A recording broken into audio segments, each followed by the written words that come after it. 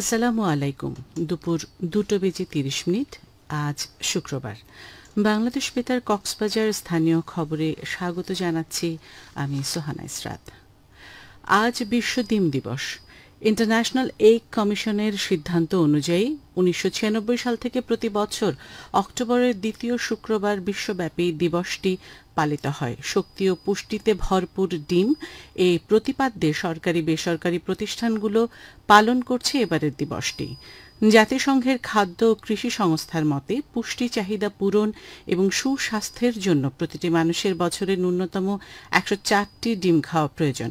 প্রাণী সম্পদ অধিদপ্তর বলছে এখন গড়ে প্রত্যেক মানুষের জন্য 137টি ডিমের সহজলভ্যতা রয়েছে।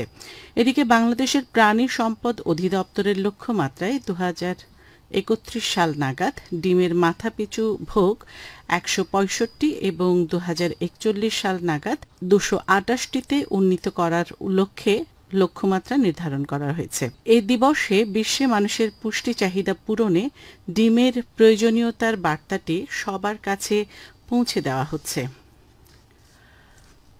একবার ব্যবহার করা প্লাস্টিক বর্জ্য এখন আর ফেলনা নয়। যেখানে সেখানে পড়ে থাকা এই বর্জ্য দিয়ে তৈরি হচ্ছে শখের আসবাবপত্র। এটিকে সম্পদে রূপান্তরের জন্য কক্সবাজারে প্রথমবারের মতো যাত্রা শুরু করেছে প্লাস্টিক রিসাইক্লিং কারখানা। কক্সবাজার পৌরসভার সহযোগিতায় ব্র্যাক এ প্রকল্প বাস্তবায়ন করছে। গতকাল রামু উপজেলার মিঠাছড়িতে এই কারখানার উদ্বোধন করেন পরিবেশ, বন ও জলবায়ু পরিবর্তন মন্ত্রণালয়ের অতিরিক্ত সচিব মোহাম্মদ নাভিদ শফিউল্লাহ। তিনি বলেন, এই উদ্যোগ টেকসই বর্জ্য ব্যবস্থাপনার একটি অনন্য উদাহরণ। এটি একদিকে যেমন পরিবেশ রক্ষায় গুরুত্বপূর্ণ ভূমিকা রাখছে, অন্যদিকে নারী ও স্থানীয় জনগোষ্ঠীর কর্মসংস্থান সৃষ্টি করছে।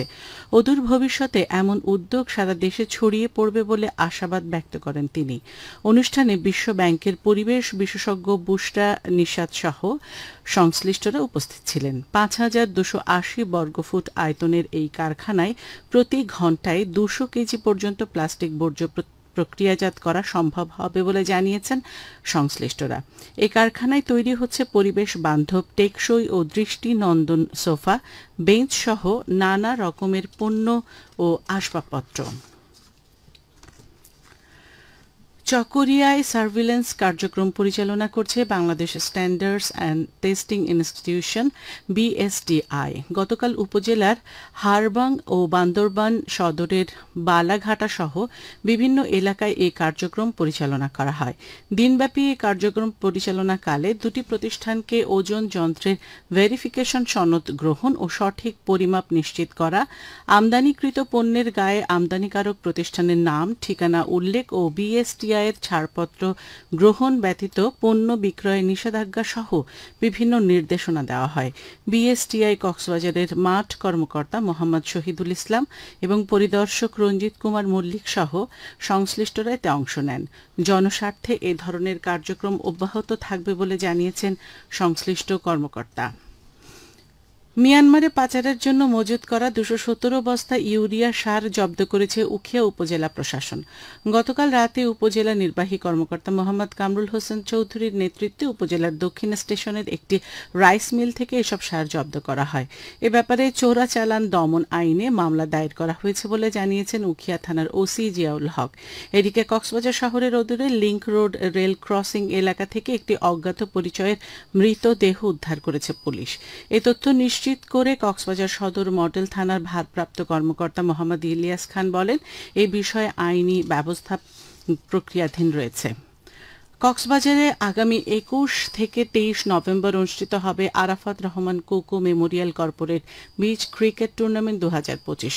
এতে অংশ নেবে দেশের শীর্ষ 16টি কর্পোরেট দল। এ আয়োজনে থাকছে কনসার্ট, দেশীয় ও আদিবাসী সাংস্কৃতিক পরিবেশনা, ফুড ফেস্টিভ্যাল এবং বিচ ক্লিনিং ক্যাম্পেইন সহ সামাজিক দায়বদ্ধতামূলক কার্যক্রম। আয়োজকরা বলছেন, প্রতিদিন প্রায় 20,000 দর্শক এবং ডিজিটাল প্ল্যাটফর্মের কোটি দর্শকের অংশগ্রহণে এই আয়োজন হয়ে উঠবে এক অনন্য জাতীয় উৎসব। বাংলাদেশ ক্রিকেট দলের সাবেক অধিনায়ক হাবিবুল বাশার সুমন বলেন, এই টুর্নামেন্ট শুধু একটি প্রতিযোগিতা নয়, এটি কক্সবাজারের সমুদ্র সৈকতকে জীবন্ত ক্রীড়া, সংস্কৃতি ও বিনোদনের কেন্দ্র হিসেবে গড়ে তুলবে। এবারে আবহাওয়া।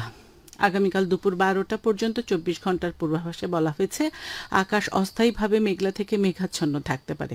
সেই সাথে কিছু কিছু জায়গায় অস্থায়ীভাবে দমকা হাওয়া সহ হালকা থেকে মাঝারি ধরনের বৃষ্টি অথবা বজ্রসহ বৃষ্টিপাত হতে পারে। কক্সবাজারের সমুদ্র বন্দরের জন্য কোনো সংকেত নেই। আগামী 24 ঘন্টায় দিন ও রাতের তাপমাত্রা প্রায় অপরিবর্তিত থাকতে পারে। আজ সূর্যাস্ত যাবে সন্ধ্যা 5টা 32 মিনিটে, আগামীকাল সূর্যোদয় হবে ভোর 5টা 47 মিনিটে।